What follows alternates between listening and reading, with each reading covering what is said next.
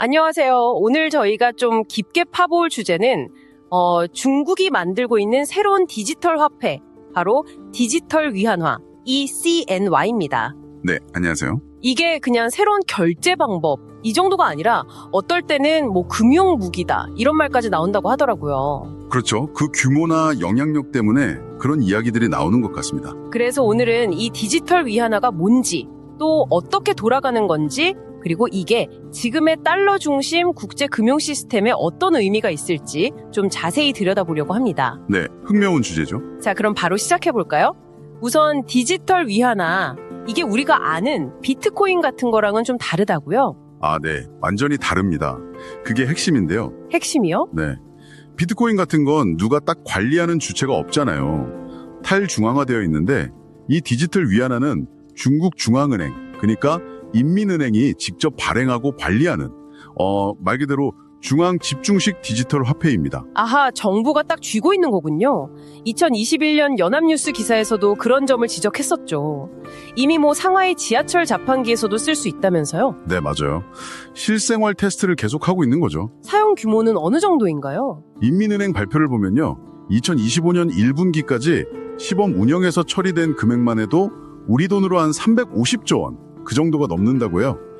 1조 8,800억 위안이니까요. 와, 350조. 시범 운영인데도 엄청나네요. 네, 그리고 국경관 결제에도 이미 한 200개 넘는 국가나 지역에서 사용되고 있다고 하고요. 근데 더 흥미로운 건 이게 기존의 국제결제 시스템? 뭐 스위프트 같은 거 있잖아요. 달러 중심의 시스템. 네네. 이게 왜 중요할까요? 보통 국제거래는 달러로 하고 스위프트망을 통하잖아요. 근데 만약에 미국이 어떤 나라를 제재해서 스위프트망에서 딱 끊어버리면 아, 그럼 국제거래가 막히는 거군요. 그렇죠. 중국은 그런 위험을 피하고 싶어 하는 거죠. 그래서 달러나 스위프트를 거치지 않고 위안화로 직접 거래할 수 있는 시스템을 구축하는 겁니다. 미리 대비를 하는 거네요. 네. 실제로 중국은 이미 2015년부터 40개가 넘는 나라들이랑 통화 스와프 협정을 맺었어요. 규모도 꽤 크고요. 달러 없이 위안화로 바로 무역 대금을 결제할 수 있는 기반을 닦아온 거죠. 그렇군요. 자체 시스템도 있다고요? 사입스라고 하던가요? 네, 맞습니다.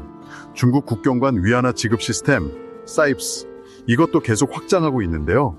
벌써 110개국 이상 1,400개가 넘는 금융기관이 연결되어 있다고 해요. 와, 그럼 실제 거래에도 쓰이나요? 네, 예를 들어서 사우디가 중국에 원유 팔 때나 아니면 케냐랑 UAE가 석유 거래할 때 달러를 거치지 않고 바로 사입스를 통해서 위안화로 결제하는 사례들이 나오고 있습니다. 이야, 변화가 느껴지는데요. 스위프트 쪽 데이터에서도 뭔가 보인다면서요. 네, 스위프트 자체 자료를 보면 국제결제에서 위안화가 차지하는 비중이 최근 2년 사이에 1.9%에서 6%까지 3배 정도 늘었다고 해요. 6%면 아직 큰 비중은 아니지만 증가 속도가 빠르네요. 그렇죠.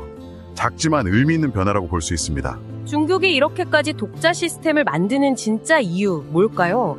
단순히 거래 좀 편하게 하려는 건 아닐 것 같은데요? 물론 효율성도 있겠지만 그거보다는 역시 미국의 금융 패권에서 좀 벗어나려는 그런 전략적인 목표가 더 크다고 봐야겠죠. 미국의 제재 같은 위험을 줄이고 또 위안화 영향력을 키우려는. 맞습니다.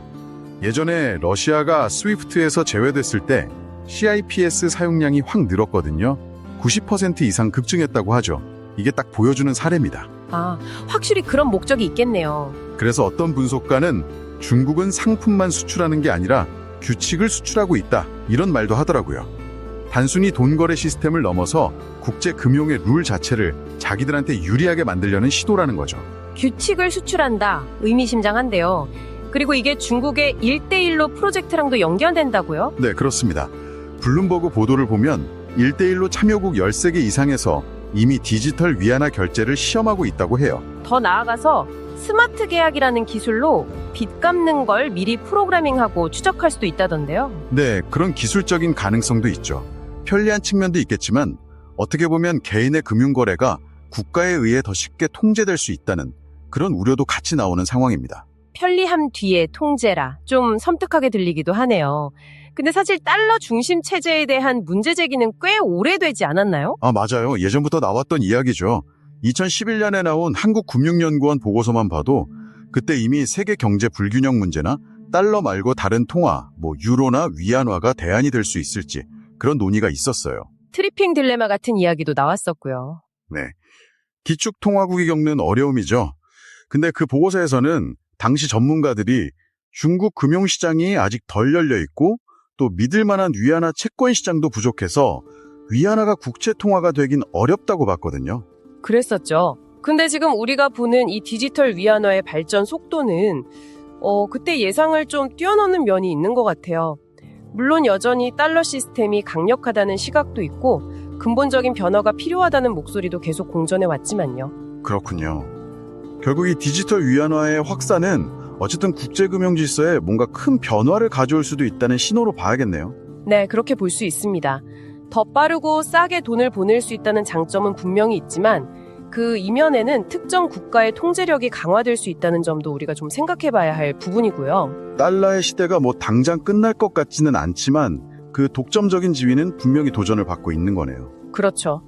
이게 단순히 어떤 돈을 더 쓰냐, 마냐의 경쟁을 넘어서는 문제 같아요. 미래 금융 시스템의 기본 틀, 금융세계의 운영체제, OS를 누가 설계하고 통제할 거냐, 이런 문제로 볼 수 있을 것 같습니다. 운영체제 OS라 비유가 확 와닿네요. 그래서 여러분께도 한번 여쭤보고 싶어요. 이런 편리함과 효율성 뒤에 혹시 숨어 있을지 모르는 통제 강화. 이 새로운 디지털 금융 질서 앞에서 우리는 과연 어떤 선택을 하게 될까요? 네, 오늘은 중국 디지털 위안화의 부상과 그 의미에 대해 과거의 논의부터 현재 빠른 변화까지 함께 짚어봤습니다. 흥미로운 시간이었네요. 끝까지 들어주셔서 감사합니다. 네, 감사합니다.